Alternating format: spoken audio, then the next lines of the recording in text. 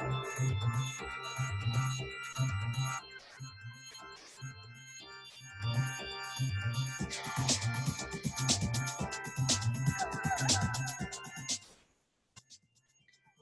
good morning, everybody, and welcome to today's Fireside Chat. Today, I'm joined by Andrew Baxter. Andrew has successfully led and grown major professional services firms for well over a decade. This included time as the CEO at Ogilvy, which saw the agency create iconic campaigns such as Amy's Rhonda and Katut and Coca-Cola's Share a Coke. He helped turn around businesses such as Officeworks and also the Bank of Melbourne. Andrew is sought after for marketing and communications. Andrew is now an experienced non-executive director and chair, as well as a senior advisor to both KPMG and BGH Capital. He's a respected leader of teams and a trusted advisor on business growth and marketing to boards, CEOs, CMOs, and CIOs. Andrew has been the marketing columnist for The Australian for 7 years, and in 2016 he was one of LinkedIn's top 40 Australian influencers and recognised by Campaign magazine as one of the top 5 agency leaders in Australia and New Zealand. And in 2019, Andrew launched his own podcast called The Marketing Commute, and if you haven't got onto that, get onto it. Andrew holds non-executive director and chair roles at the Australian Pork, Indigenous Business Australia and Comtract. He's also a non-executive director of the Sydney Symphony Orchestra and a board member of the National Basketball League. He's also a fellow St Kilda supporter. Hey. Welcome, Andrew, to Thank the you. top 5 agency leaders in Australia and New Zealand. And in 2019, Andrew launched his own podcast called The Marketing Commute. And if you haven't got onto that, get onto it. Andrew holds non-executive director and chair roles at the Australian Pork, Indigenous Business Australia and Comtract. He's also a non-executive director of the Sydney Symphony Orchestra and a board member of the National Basketball League. He's also a fellow St Kilda supporter. Hey. Welcome, Andrew. Thank you. Yeah, Great to be here. Yeah, thanks for joining us today. So, just going to kick off. Let's go back just a couple of years to when you were a young man and what you wanted to be when you grew up. I think it was interesting. It always interestingly revolved around sport. Right. You know, I thought I was quite into athletics as a kid, and I was a triple jumper, and I thought I want to go to the Olympics, or I wanted to play for St Kilda Football Club. So I think from that point of view, that was what I always thought might be quite interesting. On the other hand, we have a family of people in advertising. Yeah.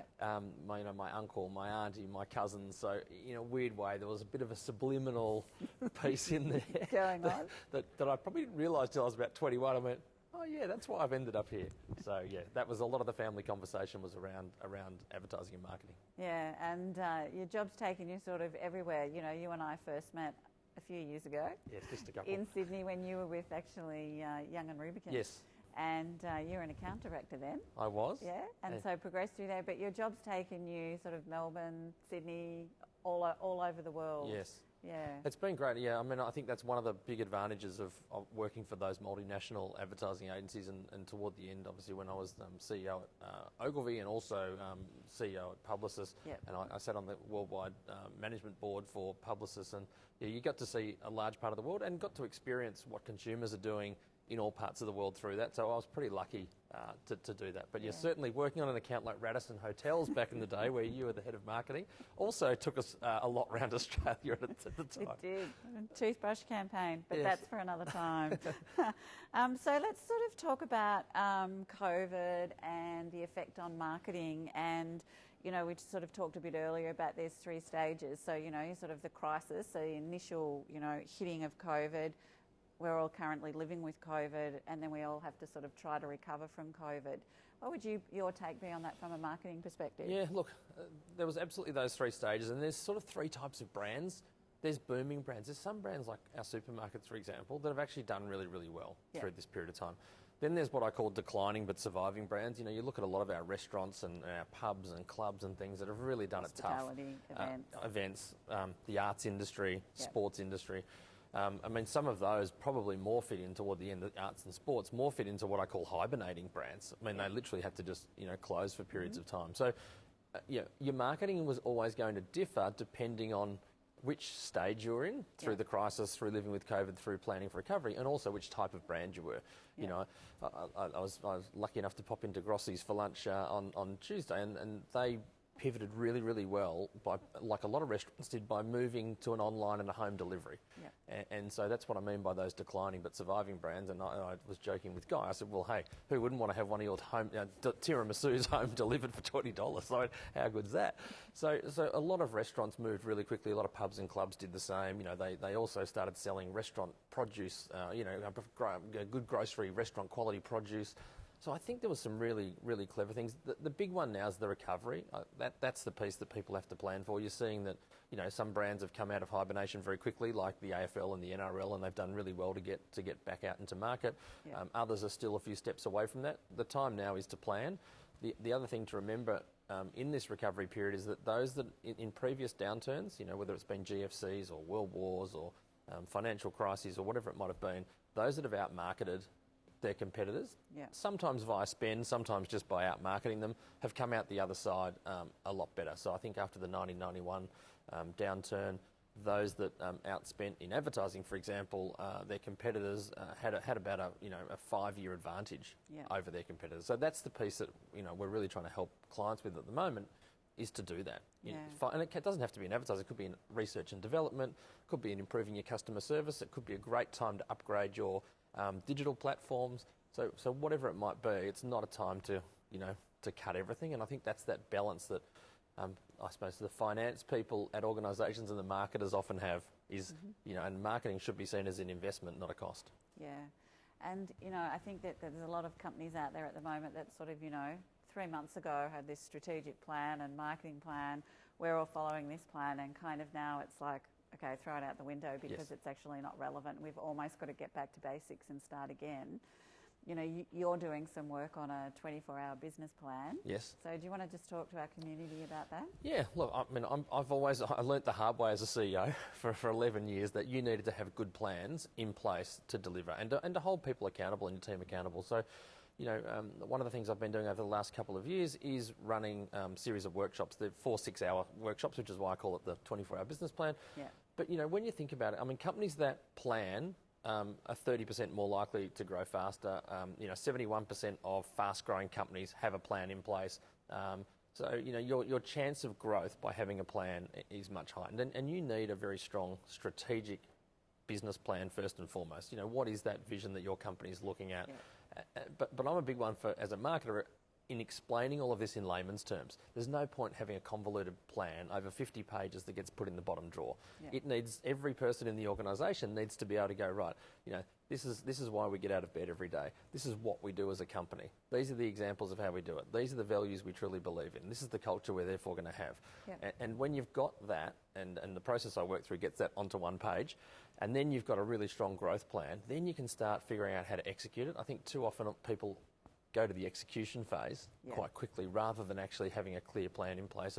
And nowadays, you know, employees off the back of COVID are really worried, many of them, about their jobs and their roles. So it really is the time to galvanise leadership teams and wider organisations around what the future of the business is going to be. So, you know, for me, they just need to be practical plans and accountable, not bottom drawer stuff. Yeah. And then, you know, how does that sort of feed into the whole customer experience? You know, it's sort of almost like, you know, sales and marketing and the sales component. You sort of almost need to get right back to basics and sort of strip everything back. And like we found, even from a sales perspective going through COVID-19, that it's really just about supporting our community at the moment, sort of, rather than, you know, trying to commercialise it. Yeah. So what, you know, customer experience in terms of moving forward post-COVID-19, how do you see that? Okay, I mean, I think that what you said is true. It's time to get back to the fundamentals. Yeah. Who is your target audience? Yeah. And what do they need? Yeah. And how have their behaviours and their media habits changed post-COVID? And, you know, many people have. You know, many people are going to change the ways they go to work, for example, or whether they're in an office or not. So if you're thinking about, you know, if you're an outdoor media company, for example, I mean, you know, where your signs might be in the future or where they are now, and how we as marketers utilise those could well change. So back to basics. Who's the customer? What are they going to need? Then, one of my frustrations around customer experience in the last couple of years, as we've raced down the digital route, which so we should, because people are walking around with something in their hand day in, day out, and otherwise they are on an iPad or a laptop, we've forgotten about that human-to-human interaction more often than not, and how that intertwines with that digital experience. So, I'm spending a lot of time trying to convince people not to forget that. I think 70% of people aged over 55 still want to talk to somebody on the phone or in person. They don't want a chatbot. But the millennials and the Gen Zs do want a chatbot because it's really easy and they're used to using it. So, there's moments in time in this customer experience journey, and every brand has got a different path to purchase. I often use the example of buying wine. 100 years ago, to buy wine, the only way to advertise it was to, write something in the newspaper, because we didn't have visuals back then, or, you painted a sign on the side of a wall, or you had the bottle shop window, right? I mean, that was it. Nowadays, we're all sitting around at a dinner party, well, post-COVID, when we're allowed to have enough people, and we'll see a nice bottle of wine. Oh, that's actually quite nice. You pick it up, and there'll be an app that you can scan the label, and all of a sudden, you start getting, here's the cheapest price at the nearest store, and you might go, oh, I don't actually want to buy it now because I'm in the middle of a dinner party, but it'll remind you later on when you walk past a store. So the path to purchase is so different, but it still needs that balance of digital interaction and human interaction. Yeah, okay. And then, at the moment, there's a lot of talk about brands and trust. And, there's a number of examples, AMP, VW, that type of thing. How important, it's always been really important, but I think, there's been some really interesting cases through COVID-19 around brands and doing the right thing and not doing the right thing. So coming out of COVID-19, how important, or how more important, is brand trust? I think it is more important than it ever has been.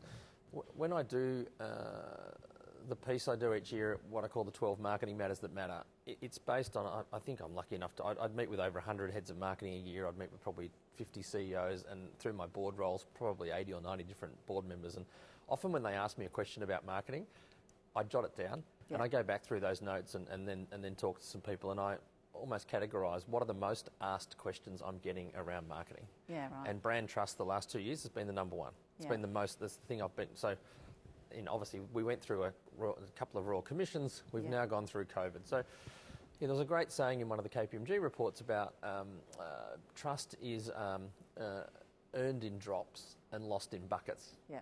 And that's very true. So, brands at all times should be trying to build up trust for an unfortunate circumstance where they might need to use that. And the VW you mentioned before, when they had the emissions crisis 6-7 years ago, where, they hadn't put the right emissions on their vehicles, I think their market cap went down 30 billion. So there's a financial impact of brand trust as well. Yeah.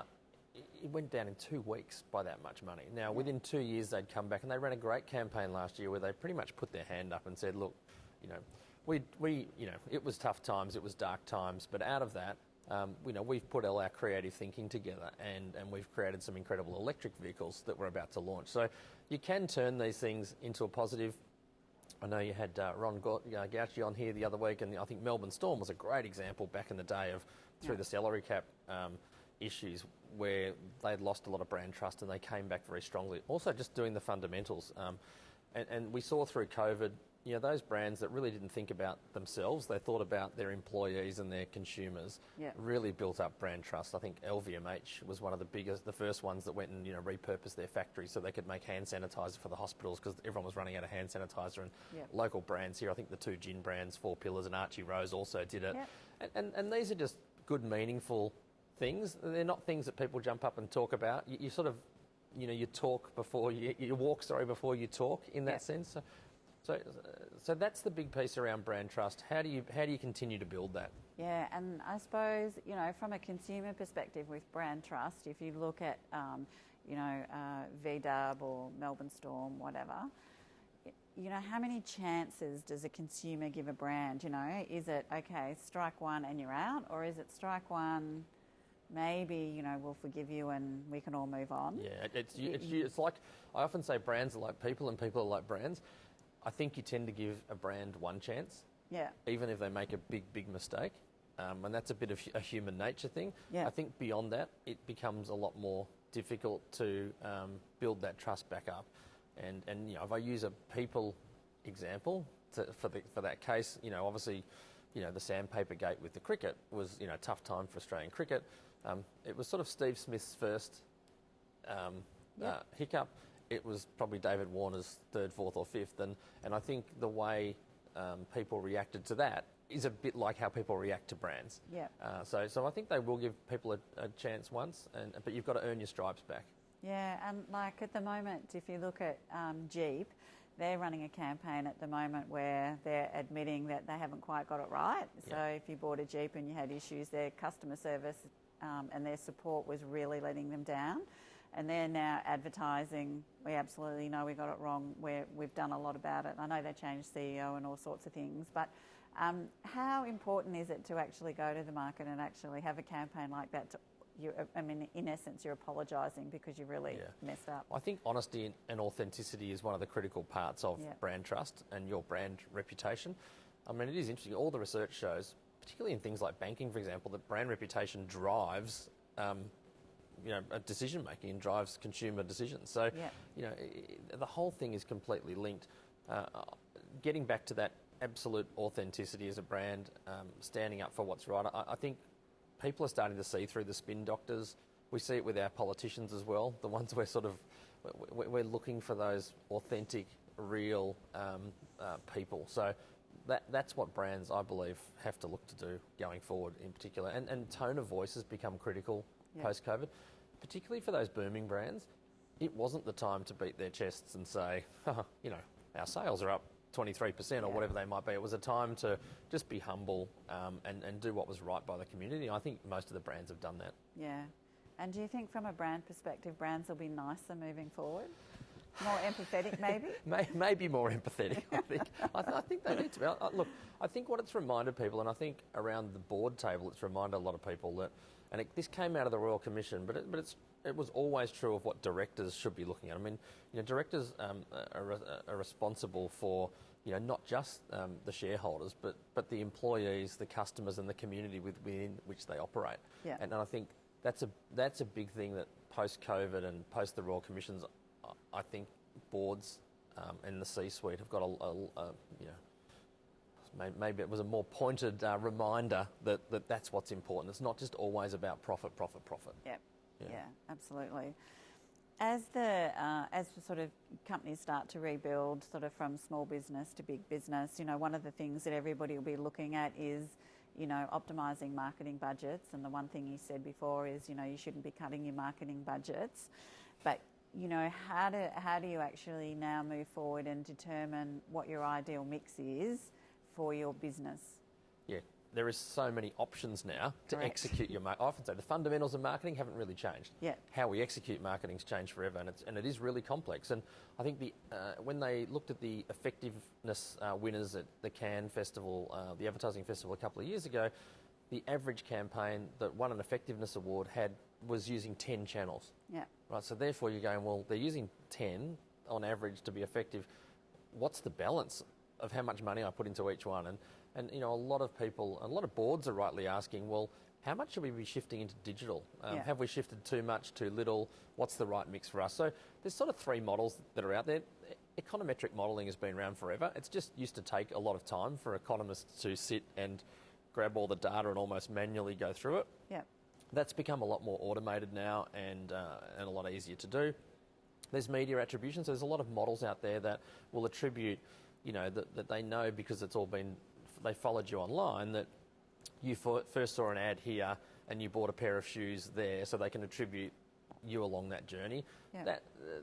There's still some mixed views on that, because is it the first click on the website? Is it the last click you went through? Was there something else that happened at midpoint?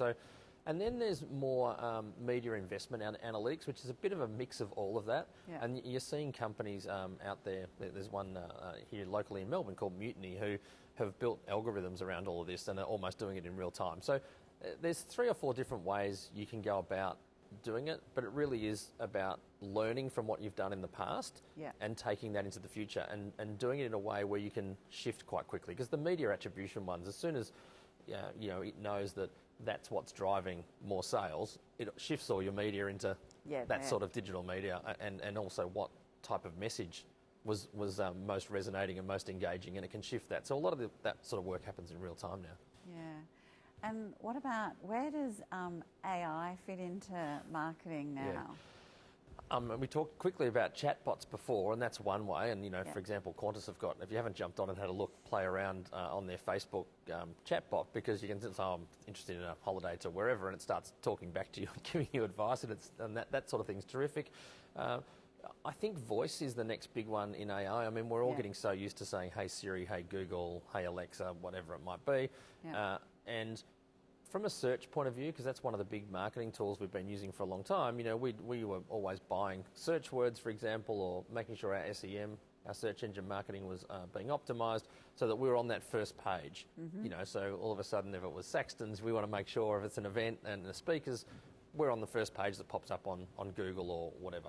Well, on voice, when you say, hey Google, I'm looking for a speaker, it's going to give you one, well, in the future, it will give you one answer. It's not going to give you a list. At the moment, it will send a link to your phone and say, here's the page. But in the future, so therefore, if you're a consumer, you're looking for batteries, and you're asking for that on Amazon, well, Amazon's probably most likely going to give you the Amazon battery, not the Eveready or the Duracell or whatever. So there's a lot of interest around AI. I heard one student joke to me a couple of years ago saying, are we therefore going to have to market to the AI to make it recommend our product over somebody else's? Maybe that will be true by 2025. So I think it's that voice search. In Australia, we're at about 30% of search is done by voice now. In China and Indonesia and other places, it's about 50%. Right. So this is happening, and marketers are going to need to shift in how they do that. So that's a couple of the AI things that are popping up. How quickly do you think we'll go from 30% to 50%? I know that's a bit of a crystal ball question, but how quickly do you think that will grow? When I watch my kids who are teenagers, and that's pretty much all they do. I think this again, it'll be the next generation that bring that through quite quickly.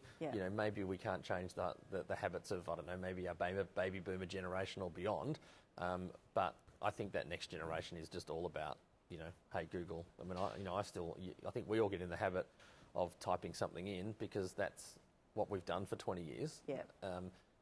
The new generation coming through don't do it.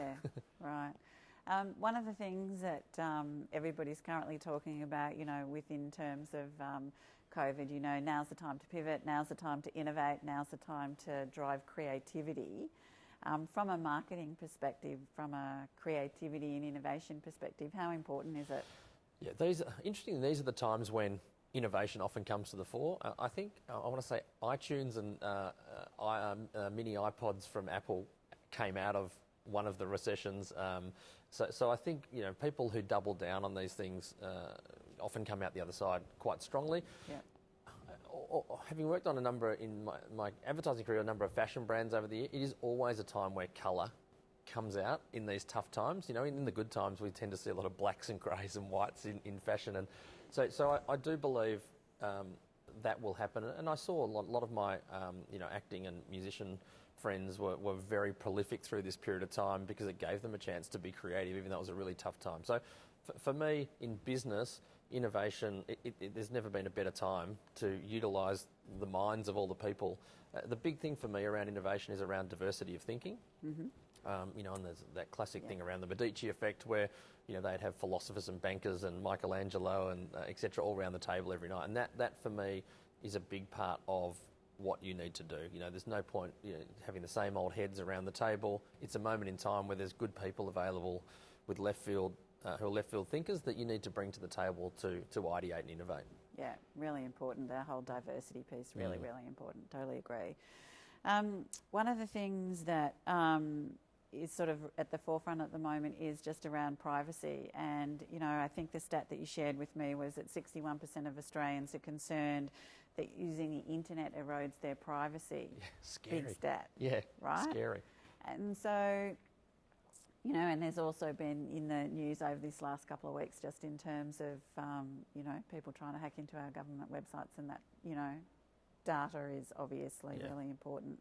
So in terms of our community and, utilising social media and things like that from a trust perspective. What's your take on all of that? Yeah, you've got to be really careful, and data privacy is related to brand trust that we talked about earlier. So, people, again, it's all, if you do get hacked or you do get breached, then you need to be putting your hand up very quickly, and it's law now that you need to do that within a period of time, and let consumers know. And there's been huge data breaches from marketing databases over the last couple of years. Marriott, I think, unfortunately, was on the wrong end of that, and there was up to something like 5 million passport numbers. Like, getting one passport number in the past would have been, that's a big deal. So, the cybersecurity side of marketing is really important. We are often, as marketers, we're holding databases of really important information, credit card information of our customers. So making sure those systems are watertight is really, really important. And just being honest if something does go wrong is just as important. Yeah, being transparent. So if you had sort of a couple of, key takeaways for our community today, what would they be, just sort of coming out of COVID? I think one of them is around this authenticity, honest, real piece, and that secondly comes back to understanding your customer, which is really, it sounds like a 101 of marketing, but these are the times you've got to come back and go, who is our customer? Strip it back. What do they need from us? How can we reshape our business to help those customers? So I think they're a couple of the key ones. Brand trust we've talked about. I think planning is critical as we plan the recovery from COVID, and that's not just from a marketing point of view, but from a business point of view as a whole. It is a really good time just to go, let's just reset where we're going.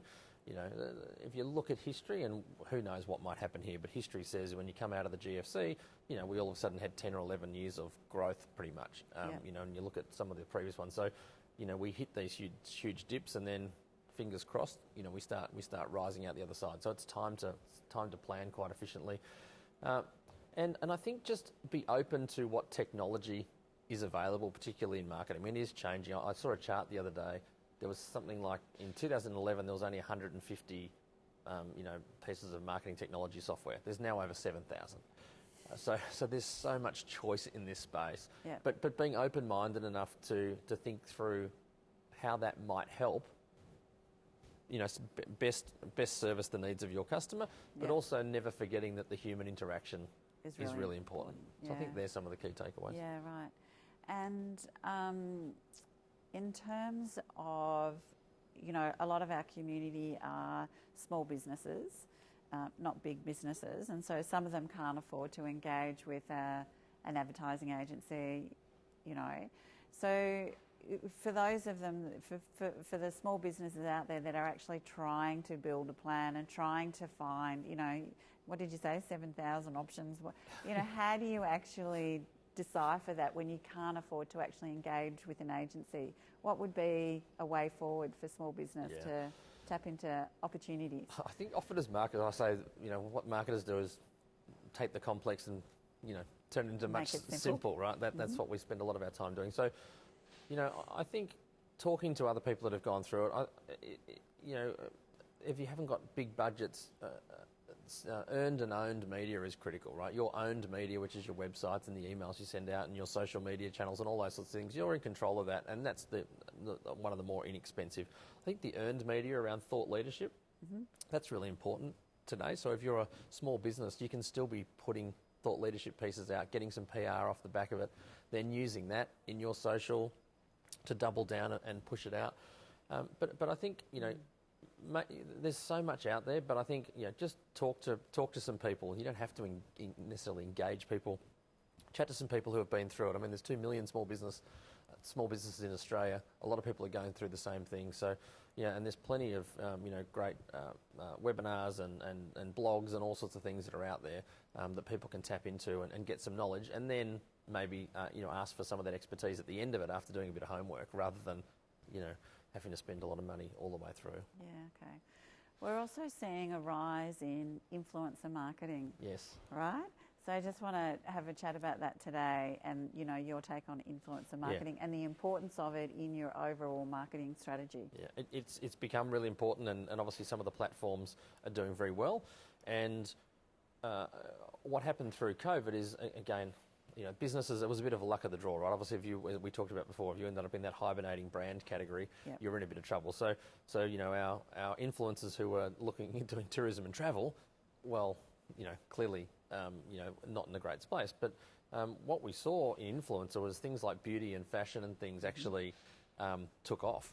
So again, there was just certain categories within influencer marketing. So I don't think you should be putting all your eggs in one basket. I mean, I talked before about the average effective campaign had 10 different channels. Putting all your eggs into influencer is not really what you should be doing. What else can you have alongside some of that influencer marketing that you can do? But certainly, it seems like it's come through COVID reasonably well as a channel, and clearly certain areas of that didn't do so well. There was a great example, I think, in China that I saw where a whole lot of in-store beauticians, I can't remember what the brand was, but they quickly pivoted them all to online bloggers and influencers because they couldn't be in store, and sales went up hugely. Yeah, right. Because and so they discovered that was a whole nother channel they hadn't really thought about. Yeah. And I'm seeing a lot of the chefs who haven't been as buoyant on Instagram and other places, they're all at home with their kids and they're just putting the camera up in front of them and cooking a lunch and putting it up there, and people are watching it. So I think there might be a whole new era of different types of influencers come through off the back of COVID. Okay. Mindful of time here, so I've got two final questions for you. So the first one is, what won't you take for granted again post-COVID? I think it's a simple one. It's around family. I think having dinner at home together every night, 7 nights a week, has been a really nice thing to do. Yeah. And often when we're all so busy and there's school sport on and there's after school this and we're off staying late at work or interstate, I think that's just been a really good thing to do. Nice. Yeah.